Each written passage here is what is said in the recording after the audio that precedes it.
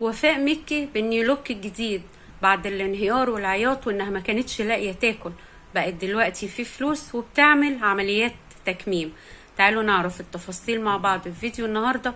اهلا بيكم في قناتي توما ترند اليوتيوب. لو اول مره تشوفوني ما تنسوش تعملوا لايك للفيديو واشتراك للقناه، دعمكم هيشجعني اني اكمل. طبعا كلنا عارفين وفاء مكي وعارفين قضيتها المشهوره في تعذيب البنتين اللي كانوا بيشتغلوا معاها، وعارفين انها طلعت من السجن وقعدت عملت لقاءات كتير وكانت بتعيط وبتبكي ومش لاقي ياكل ومش عارفه اصرف على ابني، وانا محدش هيشغلني ومحدش عايز يشغلني. وعارفين كلنا الصراعات اللي كانت بينها وبين ميار الببلاوي، ومره يقولوا بريئه ومره يقولوا مش بريئه. واكتفت بعد كده بالبراءة اللي خدتها وهي قاعدة في محل الكشري لما الناس اتلموا عليها وقعدوا يقولوا بريئة بريئة، ونسيت موضوع البنتين اللي راحت فيهم واحدة ربنا افتكرها، والتعذيب اللي تعذبوه البنتين اللي هي ظلمتهم.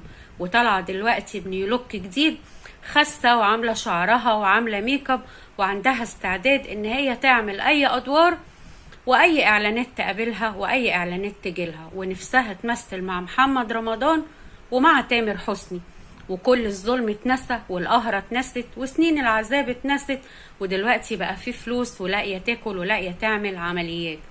صحيح امر غريب جدا لما انتي كنتي طالعة بتعيطي وبتقولي مش لاقية اكل، دلوقتي بقى في فلوس ان انتي لاقية تاكلي ولاقية تعملي عمليات ولاقية تعملي نيو لوك جديد.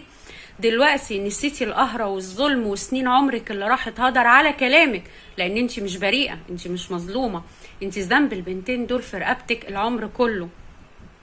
نسيتي البنتين اللي عذبتيهم وضربتيهم وفيهم واحدة ماتت وهتفضل روحها متعلقة في رقبتك العمر كله، ودلوقتي عندك استعداد تعملي اي ادوار تقابلك.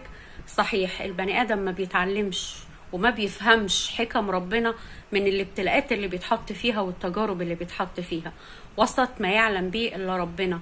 راح دم البنات هدر واتنست الظلم واتنست القهرة، وطلع دلوقتي عادي خست وتعمل نيو لوك وتعمل عمليات وعندها استعداد تعمل اي ادوار، وحط تحت كلمة اي ادوار دي مليون خط.